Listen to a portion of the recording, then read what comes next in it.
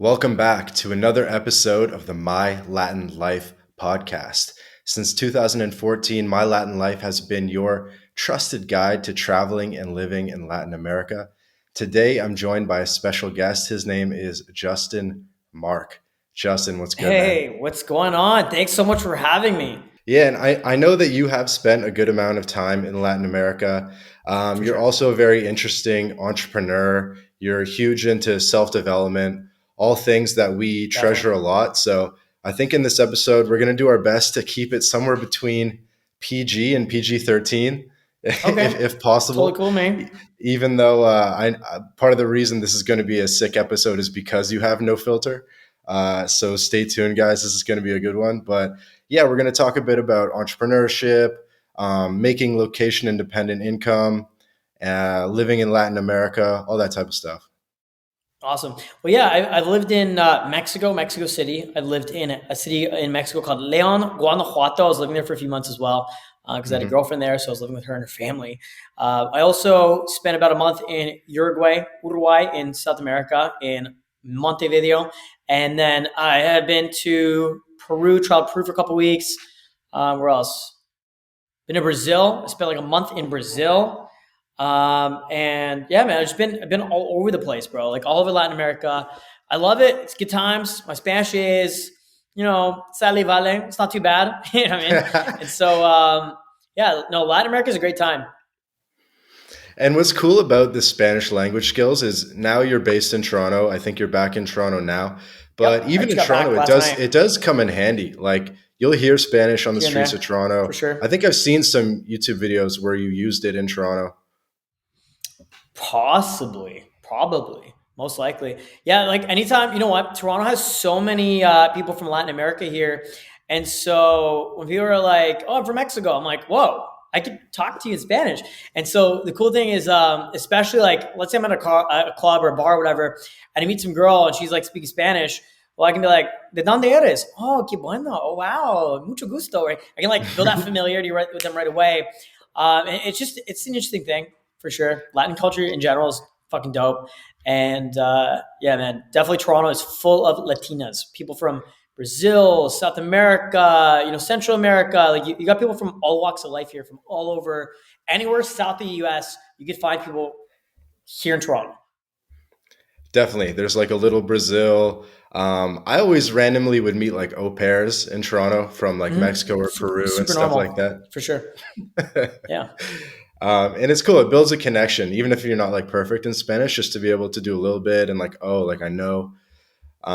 So just, just helping to inspire people out there that, these are skills that will stick with you for the rest of your life, even if you don't live like forever in Latin America, but you'll continue, like, it's just such a prominent language that you'll continue using I it. love Spanish because it is, I believe, the second most spoken language that people learn. I think and it's up there. It's like top five as well. Because Hmm. like, look, if you learn fucking like Mandarin or Cantonese or some shit, like how many people can you actually communicate with? If you learn English, you can talk to pretty much everyone in the world, right? So English is a great language to learn, right? If you don't Hmm.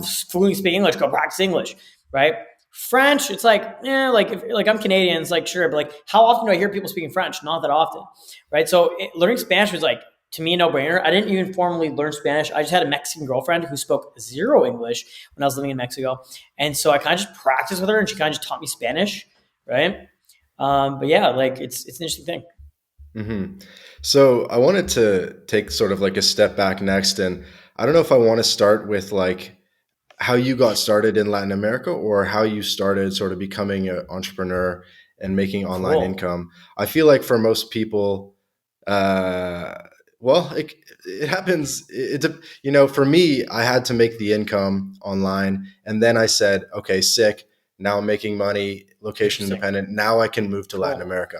Some So people funny do it in enough, reverse. it actually, yeah, it happened the other way. So I run a business as a dating coach. So my job is to help guys get the date, land the girl, and maybe even get a girlfriend, build a relationship, whatever it is they want, right? With their soul skills, their dating life, their relationships, and their lifestyle. So that's what I do. I've been coaching this stuff since 2014. By the time I was 22 years old, I was making like a six-figure income off of this. traveling all around the world doing this stuff. Okay. And I was running programs in the States, in Australia, like all over the place, doing workshops everywhere, audience everywhere. And when I was 22, so I'm 26 now. When I was 22, I met a girl. I met her here in Toronto. Her name was Laura. She was beautiful. And I fell in love with her. She was so beautiful.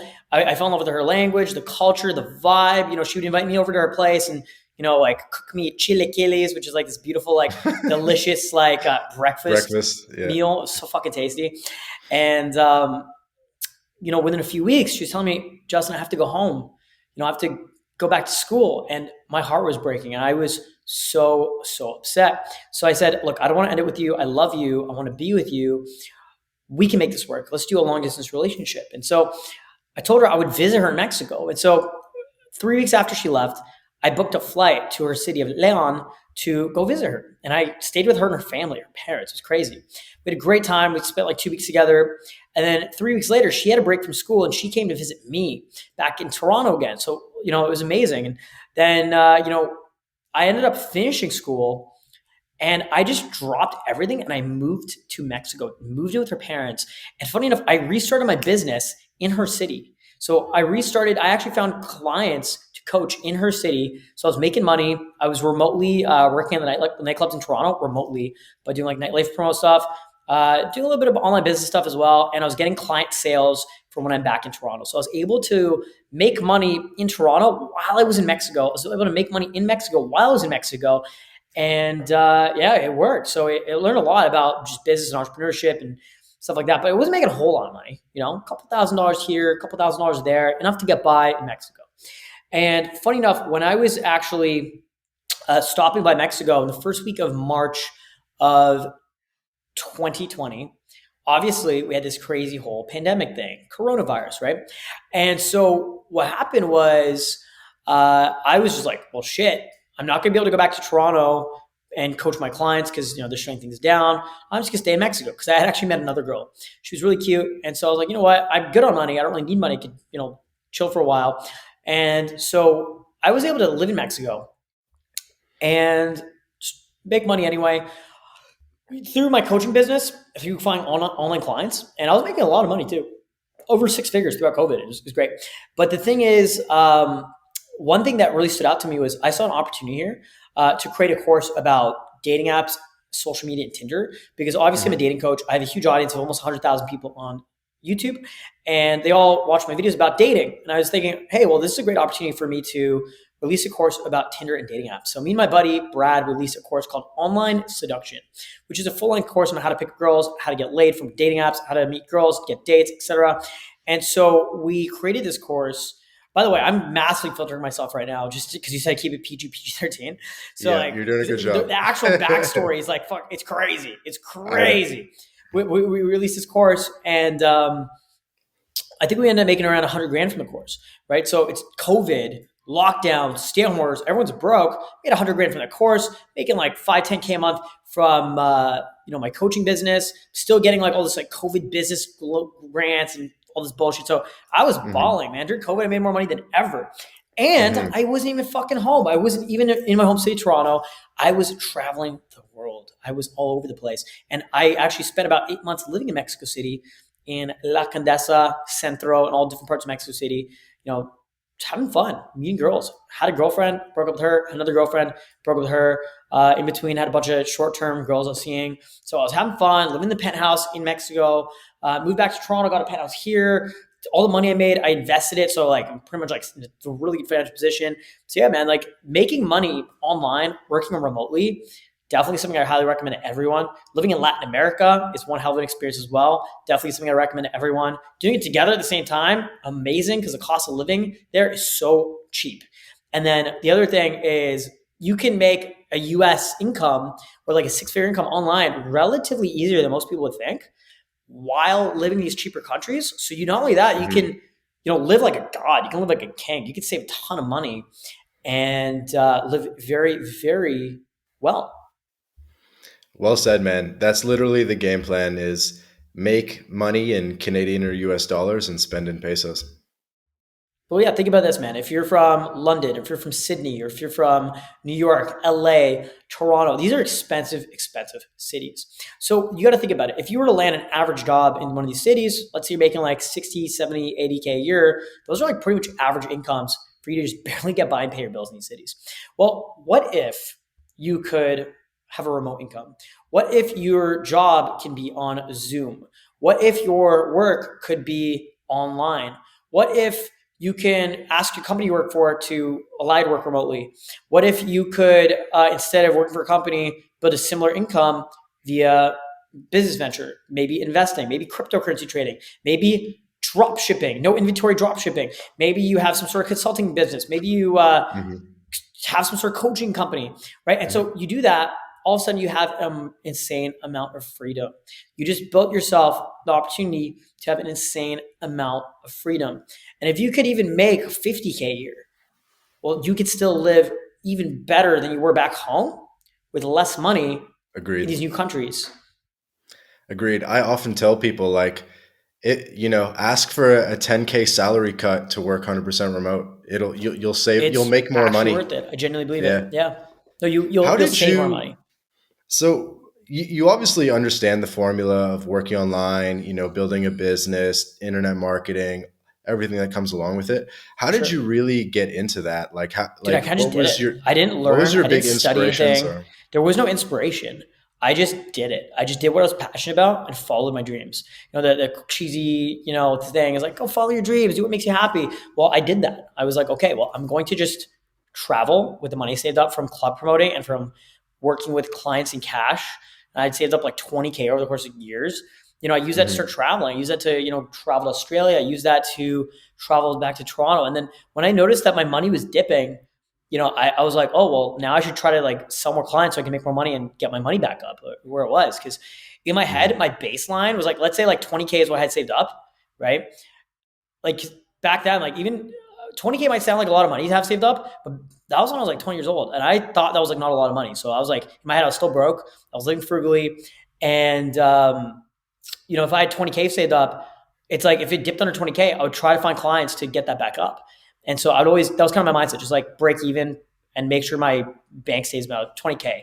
And then, eventually became stay above 30K, then stay above 40K, then stay above 100K, et cetera. So, I was always trying to focus on just like saving more money, stacking cash, but I wasn't really thinking of like, I never really learned. It's not like I was out there reading all the business books and stuff. I kind of just did it, right?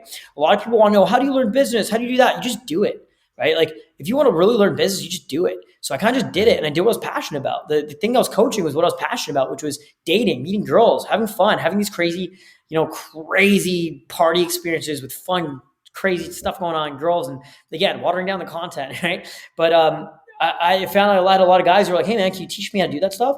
I'm like, totally. And I did. I taught people for free for a year until I realized I could charge money for this. And I started charging clients $40. One of my last clients paid me $40,000. I had a client work with me for 2 weeks, paid me $40,000, right?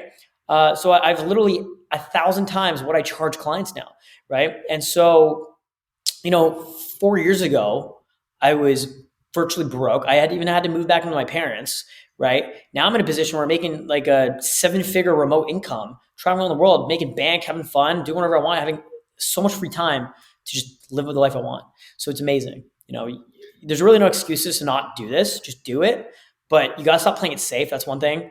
I never really played safe. I was always a bit of a risk taker. Like I've just been a big risk taker in my life, and so that's kind of what got me where I'm at. It's like my mom was telling me, go get a job, go do this and that. I remember I had a government job, I had a really like prestigious job with the government, the Ministry of Transportation, with a nice title and stuff. I quit after 2 weeks to go make YouTube videos because to me it wasn't really about the money; it was about what I was passionate about and Mhm. what would give me the most freedom. And sometimes people don't realize like money can actually hinder you and it doesn't allow you to have freedom if you're doing it for the wrong reasons. So if you're working in a job that you hate for a company you hate and it ties you down and you essentially become a slave, they're buying your time and now you're stuck there. Well, you have become a slave. So you don't have the freedom. So to me, freedom over everything, the freedom is more important than the money, right? Doing what I was passionate about was more important. And then charging a premium for what I do, for what I'm passionate about, that is, what started to pay the bills. And now I can live very Mhm. well. And it got to the point where, I even fly girls around with me. If I have a girlfriend or I meet a girl that I like, I can fly her around with me. Right. I met a beautiful girl like a month ago and I asked her to come to Egypt with me. She unfortunately said she couldn't, but I was going to pay for everything to take care of it because I can afford to. Right. Yeah, I think of it as golden handcuffs. And it's something we see a lot in Toronto and other big cities where we have it so good. The investment banking jobs are easy to come by. Real For estate's sure. going up 10, For sure. 15% a year. You can make 40 bucks an hour in construction, just like digging a hole in Toronto. Probably like 60 bucks an hour. Like, and so it can be hard to, all your friends are there. You feel like it's the center of the world. And so it can be hard to make that shift. But I think that's what My Latin Life is kind of going for, is we're trying to show people that, there might be a better life and a better option out there. Well, yeah, you took the words out of my mouth, man. Like it's golden handcuffs. A lot of people don't realize what is out there. A lot of people don't realize the potential, and a lot of people don't realize you can live a better life elsewhere. And there's this saying, "Go where you're treated best." Okay, Hmm. in a lot of these cities, man, you're not going to be having the free time. You're not going to be having the dating life you want to have. You're not going to be having the uh, sometimes in the friend groups you want to have because it's just not part of the culture, man. Like a city like Toronto, New York, Sydney, there's these like commerce cities, business hustle and bustle cities, where it's just like your work is your life, right? You go to you said you're in Sayulita, Mexico right now. Yeah. We have a mutual friend, Chris, living in Playa del Carmen. I was living with him and my ex-girlfriend in Playa del Carmen with his girlfriend. And, you see the life there. People work to live. They don't live to work, right? In Toronto, people live to work, right? They live to work. In Playa del Carmen, people work to live. And it's so much happier. You got the freedom. You have the good weather. You have whatever you want, really. And so it is a beautiful time.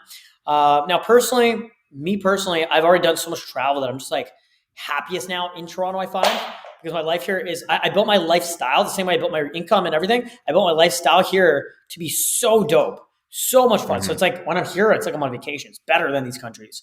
But that I feel like that's like a next paradigm. That's like next level, Yeah, you And have a good it's kind of setup. hard for people. It's very hard for people to be able to do that unless you do make a lot of money and unless you have a lot of like friend connections, the right network.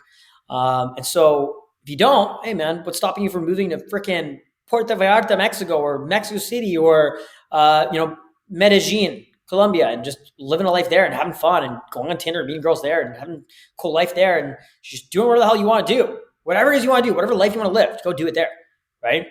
Hmm. And it's gonna be And I cheaper, the think food's even, better. yeah, yeah, food, weather, climate, everything. Um, and I was going to say, kind of just echoing your point, I think even if ultimately you do want to go back to, say, your hometown where your parents are, that's obviously like totally commendable to, be close to your parents as they get older. But I think every man and every person does need to spend a little bit of time outside the bubble to sort of gain perspective, For gain sure. new skills, and ultimately kind of become a more interesting person. For sure. Well, look, when you go travel, you're going to meet so many people, experience so many things, change your paradigms, shift in perspectives, and then you take that home with you. And the other thing is like, go live your life, man. Go live the life you want to live. Go live the life of your dreams. And the other thing is when you're young, you should travel because maybe when you're older, maybe you meet a beautiful lady and she becomes your girlfriend or something. And maybe you get married and have kids and settle down and then you have more time to focus on work and whatnot. Well, go travel while you're young. Now, the other thing is you can always move home. You always can move home, right? Will you Mm. have the freedom, the health, the means to go do these things now? Will you have the opportunity to go travel and do these things, right? I just came back from a 2 week trip to Egypt. I didn't want to go. I didn't even want to go to Egypt. Why would I want to go to some, third world country where they don't speak English and it's like super conservative? There's no pretty girls there. The prettiest girls are married off by the time they're like 20 years old or whatever. And so it's like, why did I want to go there? Well, in my head, I was like, well, if I don't, I'm going to have the opportunity to go in the future and I might regret that. So I went there, didn't really like it that much. That's fine. Experienced a lot. It was still epiphany inducing, eye opening, and I've taken home new knowledge and experience, right? And so, yeah, you can always move home if you want to, right? But you'll never have the opportunity if you don't leave your home. Go leave, get out of the house, go do things. right? And the world will open up for you. 100%. And you just got back yesterday, right?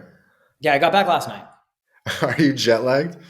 I fell asleep at like 10 p.m. So, and then I woke up so I slept for like 10 hours. So I feel pretty good so far.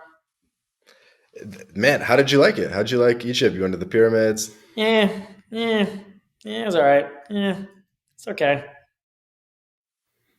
I just think it's funny that, every kid they're going to learn about the pyramids in Hmm. geography class by age Yeah, 8 for sure. And if you just took a survey of pretty much every adult by age like 50, they've just still never gone to the pyramids. it's And true. that little kid is just looking at the parents and just being like, wait, so you could go round trip for like 400 or 500 bucks. Yeah, It's not that hard. it's probably like And it's like, 700 how US for my flight round trip, and I did a yeah, I mean, tour, Canada's which expensive to fly from right now, but still, but like what I'm saying is like whatever. It's like a pretty small sum Mhm, relative for to sure. doing like such a bucket list thing. I'm always Yeah. like, how come my parents have never been to like Japan or something? You know what I Yeah, mean? it's it, Like, it blows your mind, right? Like how much is out there. And I've seen, dude, I'm 26. I'm still young as hell. I've seen so much. Been to 50 countries. I've been to Machu Picchu, been to Chichen Itza. Obviously Niagara Falls because down the street from me, pretty much. But like I've seen all the wonders of the world, the pyramids. Like done all this crazy stuff. I've been to like Angkor Wat in Cambodia. yeah, Drove motorcycles across Laos. Right? I've like those crazy things because it's like you're gonna fucking die. Like most people don't realize you're going to die. One day yeah, you're gonna die. I've had so many near death experiences, dude.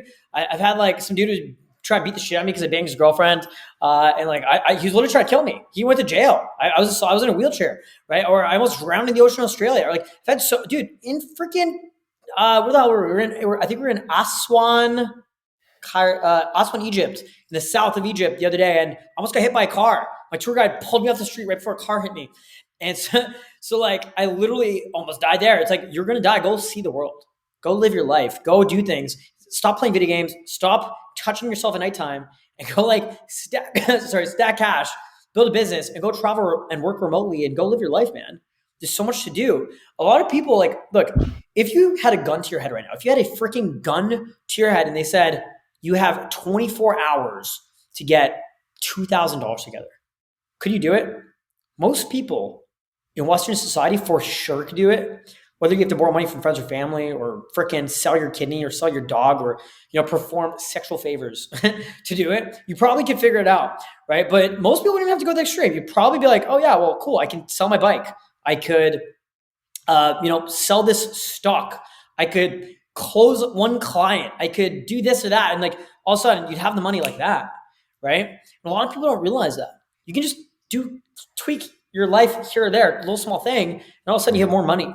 And then now you have that money and you can go travel. Well, imagine you could do that once a month. So when I'm traveling in these countries to make a couple $1,000s to just break even on my expenses, it's nothing. It really is nothing. So if you Mhm. could save up 10 to 20 grand, book a one-way trip to one of these places, figure out how to make money while you're there and break even on your trip, you could probably figure that out. Next thing you know, you just built a remote income, slowly scaled it over the course of a few months, and you are making bank. One of my buddies, his name's Bradicus. He was a dating coach. He was a famous pickup artist and really, really character of a human being. He was broke. He didn't have a lot of money. He booked a one-way flight to Thailand. And he thought he was going to fly home after 30 days. But he just started getting clients left and right. Because he started making YouTube videos of him picking up girls. So he started having guys be like, hey, can you teach me how to pick up girls? And next thing you know, all these guys were like flying in to work with him in Bangkok. And they're paying him tons of money. So he just had more money to travel. So he kept traveling. Then he went to the States and he got clients there. Then he went to Canada, got clients there. Then he went to South America, got clients there.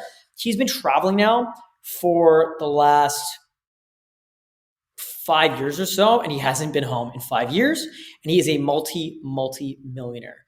And he built all of this remotely while traveling, off his phone, off his laptop, and through cryptocurrency investing, the money he made. So he made a bunch of cash, invested in crypto, made millions, and now he's pretty much set for life. He pretty much never has to go home unless he needs to get his passport renewed or something at some point. Pretty amazing Let's what's actually possible. talk for a second about Bradicus because I'm sure some people will find this through like YouTube search and some of the old school fans will be curious, but we'll do it in a PG way. He's But banned so from did social media. So if you even search up Bradicus, I don't know if you'll even find him, except you might exactly. find the So Mexico police scandal we this had. video will rank. This video will rank if when I put the timestamp in. And so, okay, a little Bradicus history. So is Thailand actually where he got his start? I mean, Australia is. We're working for the same dating coach company, Taylor at a point. So yeah, Australia is where he first He started, but then started at home in that was his Australia. first. Yeah, that was his Yeah, first jump to travel. yeah. And then he went basically Thailand and kind of, Southeast Asia, which is close for him. And so he really started in Asia because I've met up with him in Sao Paulo, and I want to think if anywhere else. But yeah, I met up with him in Brazil, and he's definitely a big Latin America guy now. But he really got to start in Asia. Yeah, well, think about this. Latin America is like the Asia of North America, right? Australia, you got Asia right over there, right? So it's I find when you go to Asia, you meet a lot of like Brits and Aussies, right? Yeah, Versus you go to Latin America and you'll see like more like North American tourists there. for sure. Okay, so he got started there. I didn't know he was doing that well. Like yeah, what you're saying is like he really has it down because we're talking about a guy just to like help people picture who is just like successful in spite of himself almost. And it almost just speaks to like how powerful the what's the word geo arbitrage is because this is a guy that's wearing like two different socks. One of the socks is like Yep. Elmo. Um, his shoes are like super tattered. He'll have like a mustard stain on his shirt, like and Bingo. like That's some Brad. short, like just like completely mismatched, like looking like the biggest goon, basically.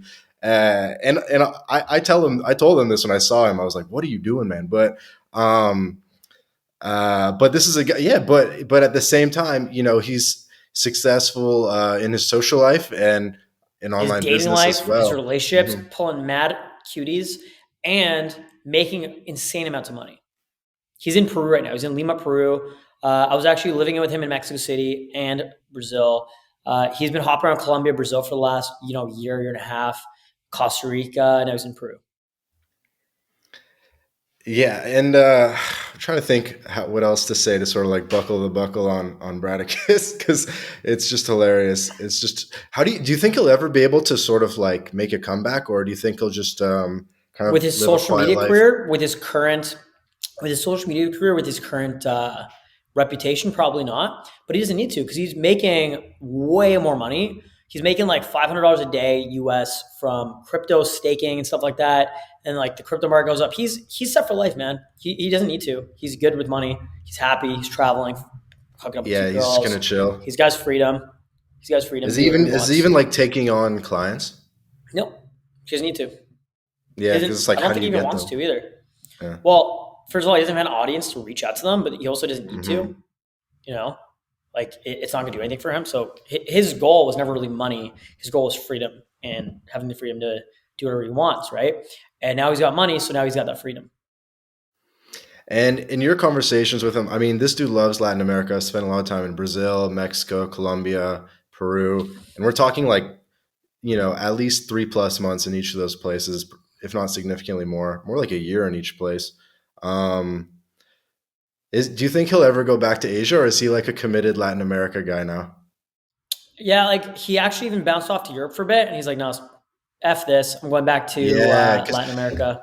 that's true. Because, and I think you could speak to this too a little bit in this conversation. I always find sort of the comparisons fun, and I thought what was cool about Bradicus is he was one of the few guys that had been to Latin America, been to Eastern Europe, been to Southeast Asia, like in a significant way, and was able to sort of like compare and contrast them, and sort of just be like, how are Colombians different than Belarusians and stuff like that. And Yep. it's very uh, unique to sort of like get those perspectives from people. And he was one of the people that sort of was just on the ground doing it, and that's why I found his stuff so interesting.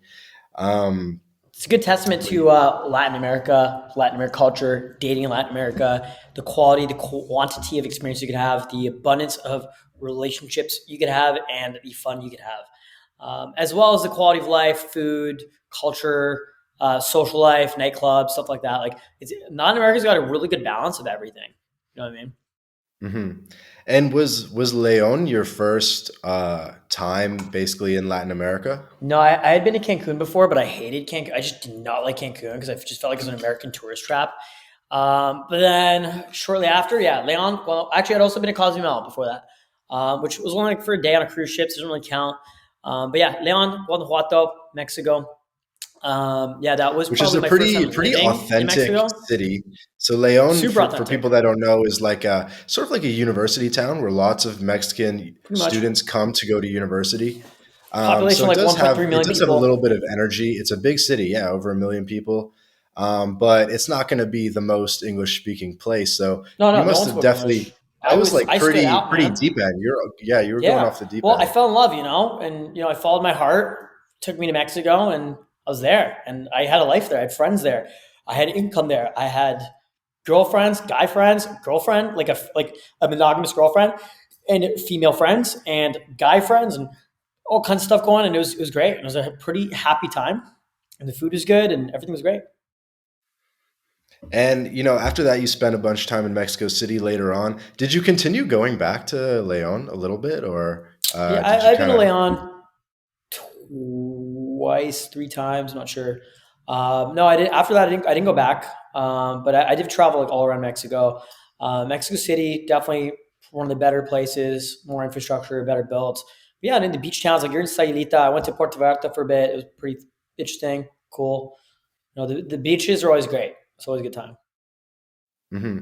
And I wanted to sort of go back to what you were saying about how when you were 22, you had to move back with your parents. Yeah, Financially, you were not in a good spot, and it's an interesting time in life that I think a lot of people can relate to. Where that's also the time a lot of your friends are probably graduating from university. They're maybe getting prestigious job offers at accounting firms and stuff like that. for sure. You have Indian parents being like, get a job, blah blah blah, Hmm. kind of like the immigrant guilt type stuff. I Yep. mean, how did you? And so that was like a big sort of defining moment when you said, you know what, I'm going to go all in on entrepreneurship. So here's the crazy thing, right? I had just traveled to Europe with my ex girlfriend Laura, and I spent a whole lot of money. Maybe I had like 40K saved before that. I lost like 12 grand in crypto, just gone. Like I was using a platform that just stole my money, and then so I lost money there. And then I spent like 12 grand traveling, and the money here, money there, and I was like almost out of cash. I think I had like 10 to 12 grand saved left. And in my head, like with the money I was spending, I was like, okay, this is gonna be gone in the like next month or two. So that wasn't even the reason I had to move back with my parents. I was renting my place out to like this like stripper dude, and he freaking had my room, and I didn't have a place to stay. Like, there's no room in the condo that I was living in because I subleased it. So I didn't even have a place to stay. So I had to move back with my parents for 3 weeks. And the first day I got back, I sold a client. The second day I got back, I sold three clients. And in 3 weeks, I made like another 30 G's. I'm like, oh, great. I can move back out. I can ball out and go travel again. Right. And so, life was good like that. That's how my life usually is like, I'm broke, I'm rich. I'm broke, I'm rich. Oh shit, I made like $1 million this year. Oh shit, I lost like 700K in crypto. What I mean? It's like kind of like where I'm at. And so it's always just really, really trippy. And so, yeah, man, like life it was just very intense. And so, yeah, sure, I had to move back with my parents. And yeah, when I started this entrepreneurial journey, man, it was always like my mom saying, this can't last forever, right? Or, one day you're gonna have to get a real job. Even as I'm saying, I get fucking pissed off. Sorry for pardon my French, but I'm getting like so like frustrated thinking of like how my mother used to be like, this isn't gonna last forever. One day you're gonna have to get a real job. And then like by the time I'm 22 years old, I was making way more money than my parents. And like I remember like coming out of like my room in my parents' old condo, and like I'm like, yeah, just closed like $5,000 in sales in like 3 hours. My mom's like, well, this won't last forever. And I'm like, I remember just like telling my mom like F off, because I'm like, Mom, I just made $20,000 in the past 3 weeks. And I'm like, it blows my mind, because like I literally have months now where I'll make like my mom's annual salary in like 2 or 3 days of doing like work. And so like she can't say anything. And so at some point they had to give up, their dream of what they wanted for me. And my mom just tells me, Justin, I just want you to be happy. Go do whatever you got to do to go be happy. Right? That's great. It's great. I now have an effective, healthy, mature adult relationship with my parents where they can't tell me anything, don't have control over me. And because I don't live with them, They can't be like, oh, well, you live in my house, that, this or that. You have to do this and that. Because I can just be like, F off. I make bank. I make more money than you. I can do whatever the hell I want. Right. So yeah, in that aspect, money definitely is freedom. When you're working for like the law firm or whatever the hell, and you're stuck in the golden handcuffs and you can't get out of there, then yeah, that's not freedom. But when you have that remote income where you're making all that money and whatnot, yeah, you do have real freedom. Definitely, man. And as much as you say that, like you learn by doing, I know that you've also said that you've like invested like tens of thousands of dollars in mentorship over the years. Like For sure. how influential has mentorship been for you? I think more so than that, reading good books, just reading really effective business books. Here's a great example. Pitch Anything by Owen, great business book. Really good book that'll teach you sales, frame control, mastering, you know, Hmm. your ability to communicate with people and do sales. Another great book, Thinking Rich, because it'll change your mindsets and the fundamental Yeah. mindsets that run you. Yeah. Thinking Rich by Napoleon Hill, really, really good business book. How to Win Friends and Influence People. That's a really good book teaching how to be social in a business setting and how to, effectively develop yourself as a human being. There's tons of, so I've read probably like hundreds of books like this, right? But I wasn't just reading them because I want to make more money. I was reading them because I want to develop myself as a human being. But then, sure, yeah, they'll give you the right mindsets and behaviors and perspectives on how to make more money. So yeah, definitely, those are even more important than mentorship. One other thing I did was just instead of like just formally paying for mentorship, I would just like find guys who are good mentors and are really, really, really successful because your network becomes your net worth and you become the average of the 5 people you spend the most time with. So all my Yeah. friends are millionaires, influencers, YouTubers, just really successful in anything I'd want to be successful in. And I would just like become best friends with them. One thing I've always been really good at is being a really good friend. So I would just be a really, really good friend to people who needed it, who are successful in what I wanted to learn. And then indirectly, they mentor me with what I wanted to learn. And so I learned Hmm. about crypto investing. I learned about social media. I learned about YouTube and how to get viral there. I learned how to, make money doing this and that and that. And so, yeah, like when I say I just learned from doing it, yeah, like I did learn from doing it. I didn't learn from like, studying things and writing it down and then trying it when I'm ready. I just learned from like doing things, tweaking things, finding people who are successful, being around them, seeing what they do, having them give me advice, and then applying to what I do and making more money. Right? Definitely makes sense. Um, and I also noticed you have a lot of the same energy as, or in like same characteristics as RSD Tyler, Owen Cook. I feel like you Mm-hmm. spent like a lot of time sort of learning from his like style, I because definitely used to watch a lot I've of his seen him videos back in I've the seen him in day. person, and he actually Yeah. is a very powerful speaker. No, I'm friends with him. We're actually pretty good friends. I've hung out with him a few times. We talk on the phone like once a month. He's a really good dude. He definitely was really influential when I was younger. I used to watch a lot of his content way back in the day. So yeah, no, Hmm. really good dude. And nothing bad to say about the guy. Like he's brilliant. He's such a good dude. But yeah, like for sure. So like, yeah, just watching a lot of like self-development, self-help content. He was definitely someone I used to watch back in the day when I wanted to just learn like soul skills and self-help. Really good guy. Hmm. And how do you like think about like developing your social skills? Like now you're at like an extremely high level. What do you tell your clients who are more beginner stage? And then for yourself, like where do you feel like you want to keep improving? Well, from where I learn now, who I learn now from, it's like, would I ever take anyone's advice unless I would trade places with them? No, I wouldn't, right? So people I kind of like take advice from are like celebrities or like influencer type people I know. So I only take advice from people who are like multi millionaires or like rich as shit or like really successful in whatever they do. Versus like what I teach my clients is like just a very basic foundational. It depends. That's a very loaded question. I run a full time business as a dating coach, lifestyle coach. And so it's like, there's so many different things I teach, but the fundamentals I teach, very similar to what I'm talking about here is just go do things, go try things. With them being social, it's the same thing. Just go out and then try things and test things and tweak things and learn from experience.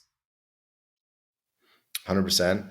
And okay, I have another interesting question for you. So it's about the Looksmax movement. Sure. Is Looksmaxxing something that you helped like invent? Because it definitely got big, and like, or like where did it originally come from? So, from my understanding, I actually don't know. I have a buddy named Nick. Nick is a male stripper, really good dude, and he was super into like what we call the black pill community. Now, it's a very toxic community because a lot of the guys who kind of support that movement are like very negative.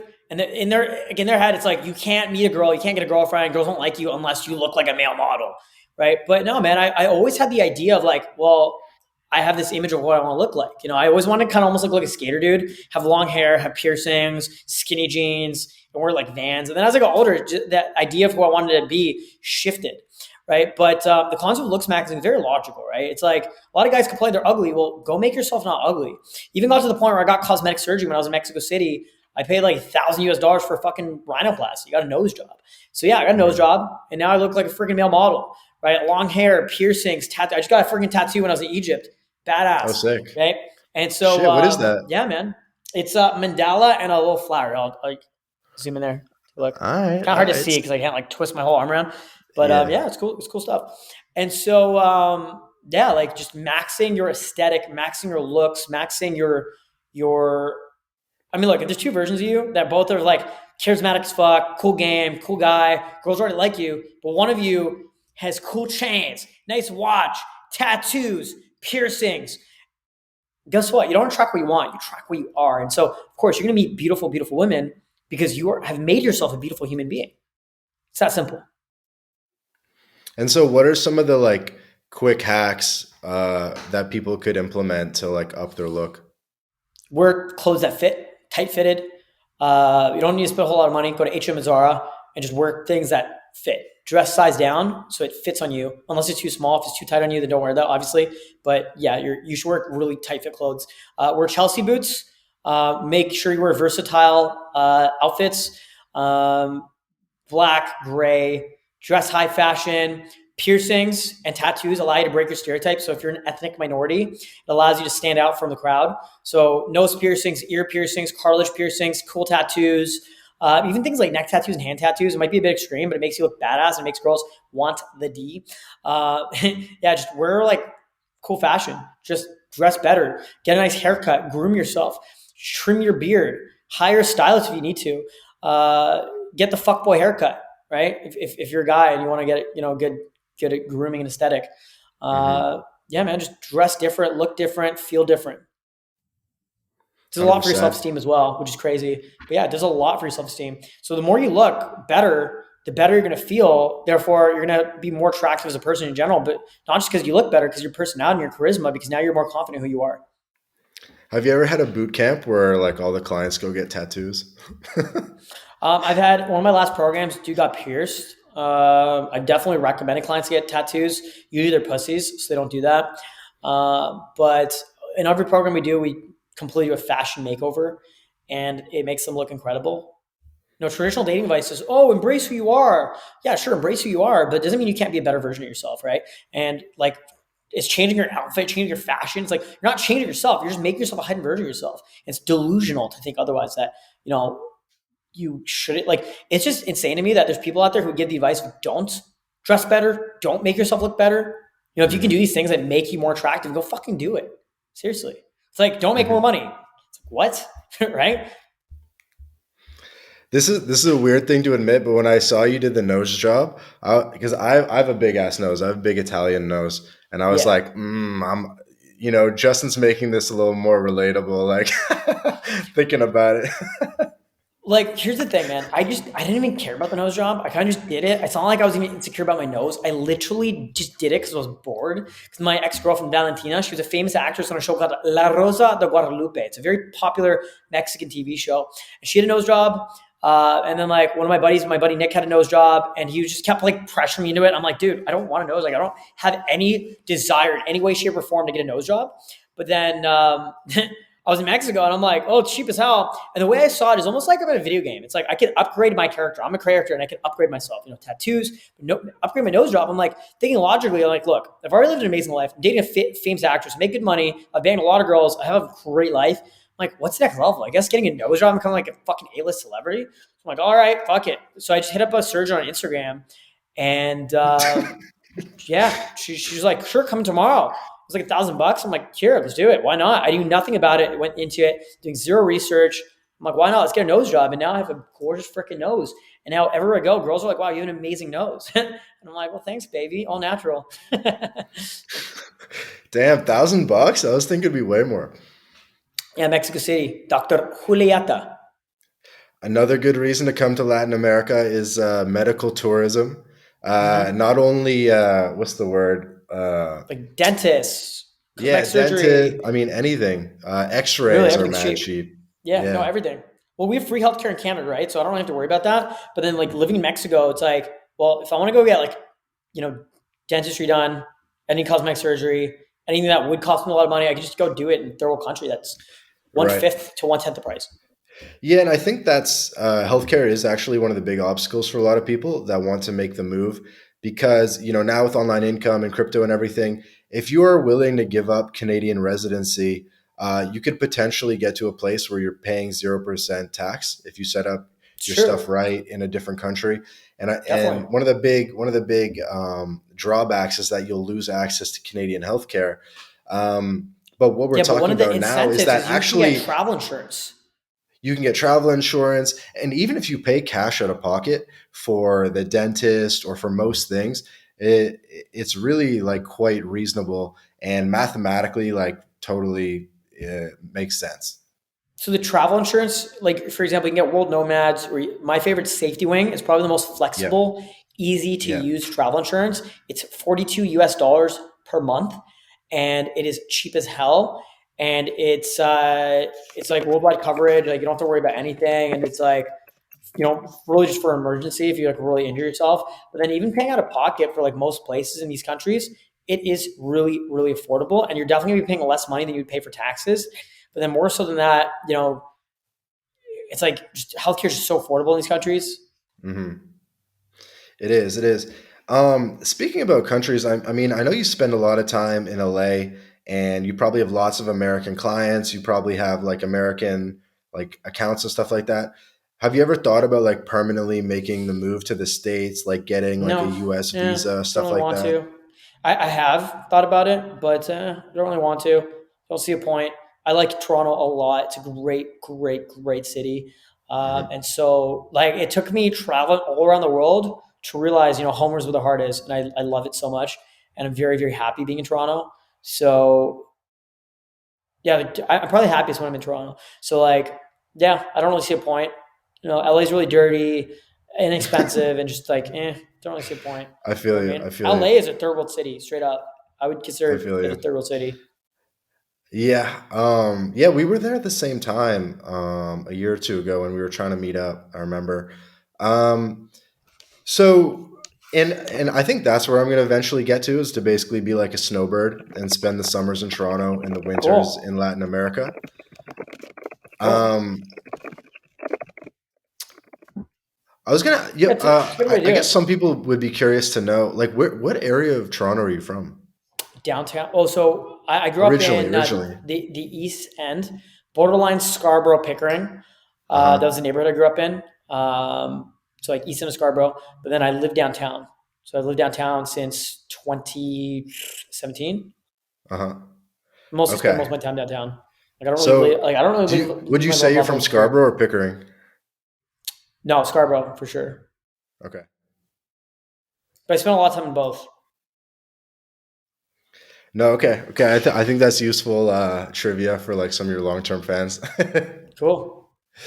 And another question about the business. So, like, what percentage of your like in-person clients, or actually just dating clients in general, come from in person in Toronto, sort of through the network and everyone there, versus like international clients, primarily through Zoom and whatnot? So I get tons of international clients who actually fly in. I don't like doing online coaching. Not that it's not profitable. It's probably more scalable and more profitable if you do it right than even Hmm. doing it in person. Like you could probably make Hmm. more money and make it easier if you just did it effectively online. Hmm. But I actually like I'm not just in this for the money, dude. Like I never really coached for the money. It never was about money. And then when I realized, well, money is awesome, then it's like great, let's build a business and change people's lives. So I did it because I love it. And so even now, like I just not passionate about doing online type coaching. It just doesn't get me going. And so I've done it, but especially during COVID, like I was doing that. But no, in person is like where my heart is, right? Interesting.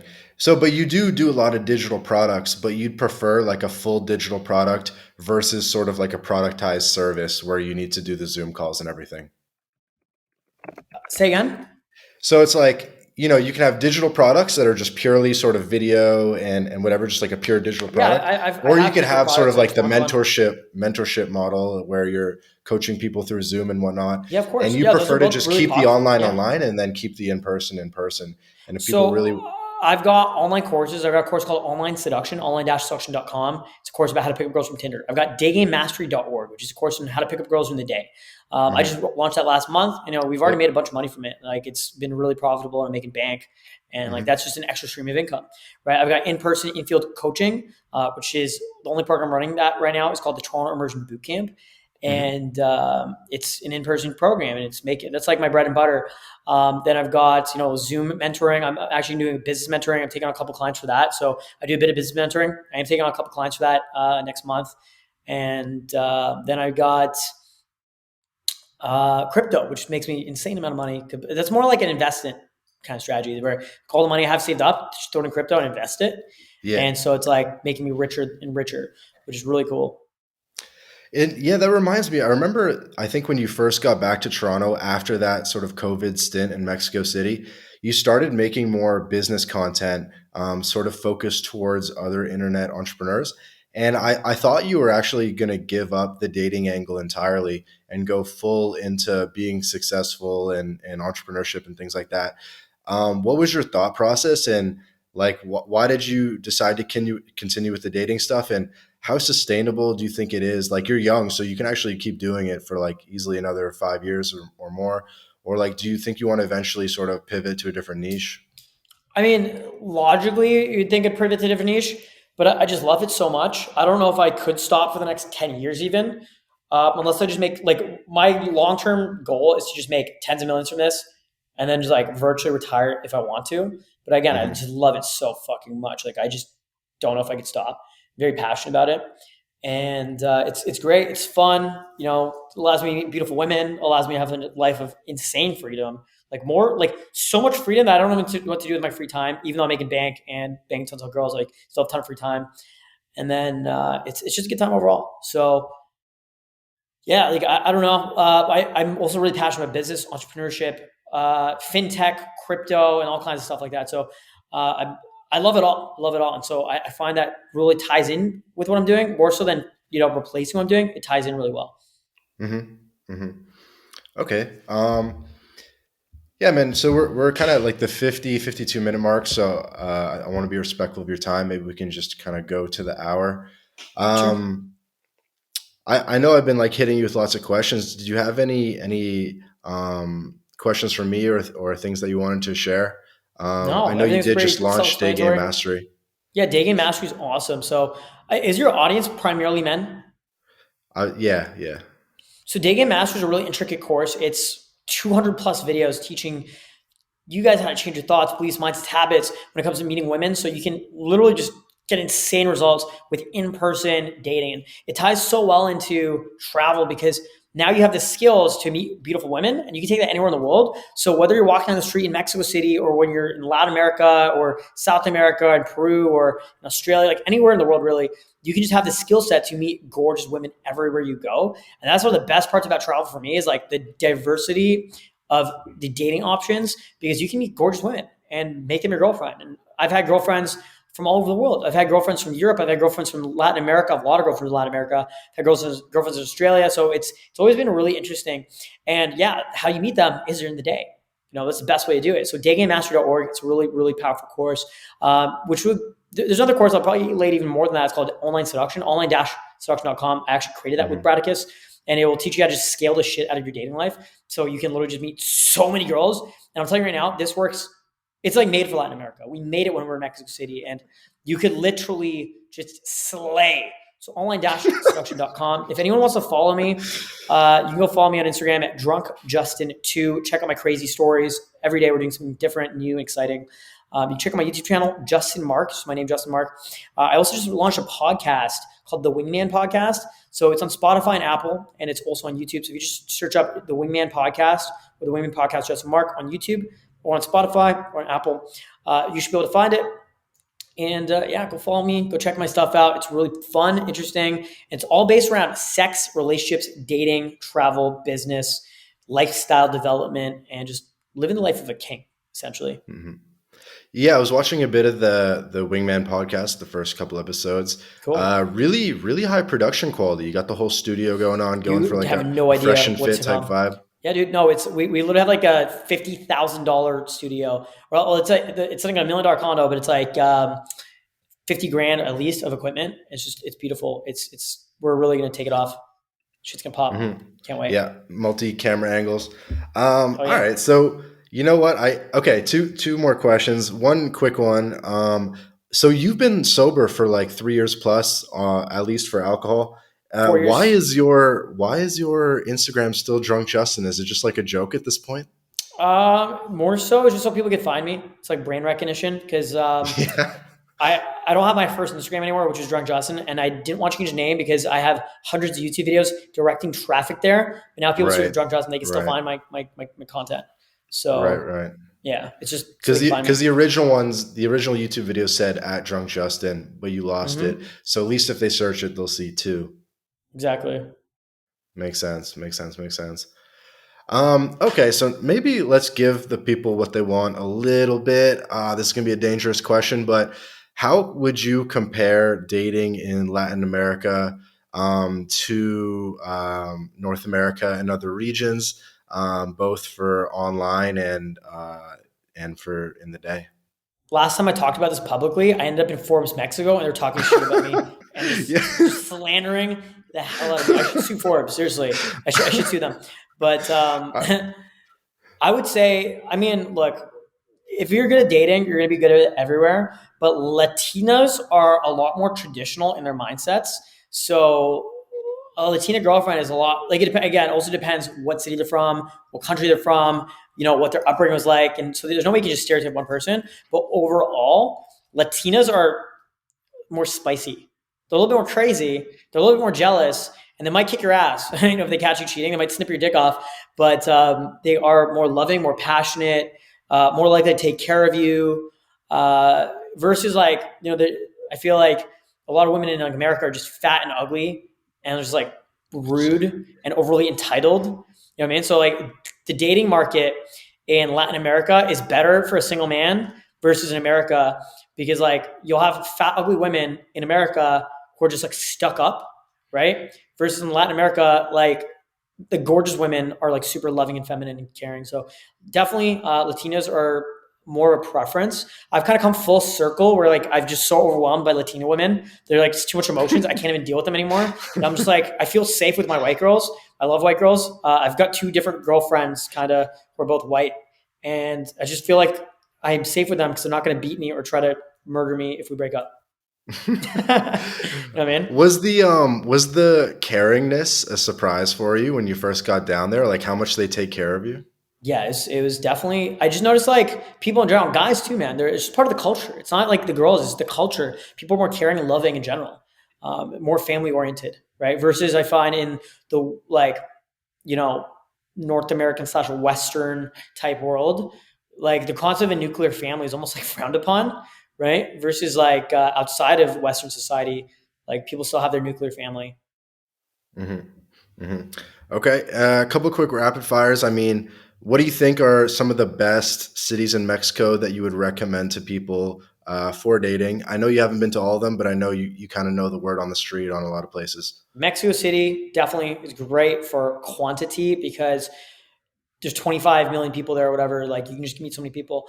Guadalajara, Mexico, really, really awesome. It's the model capital of Mexico. Really, really cool. You go to Guanajuato City. It's full of like backpackers and stuff and like just interesting city to check out, which could be good like for a week to check out or whatever. Guadalajara is more if you want to just settle down, have a bunch of model girlfriends. Mexico City is if you just want to get laid like a rock star, go to Mexico City.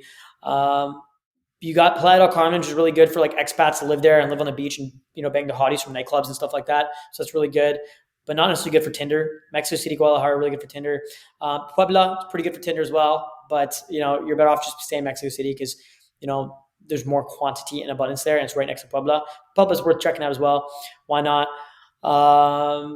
Guanajuato, Leon, Guanajuato is really cool because you get a lot of people who move there from Guadalajara or that area, and so the girls are definitely different looking, more attractive, and more feminine, I think, than girls in Mexico City. Like a lot more traditional. You get more traditional women there.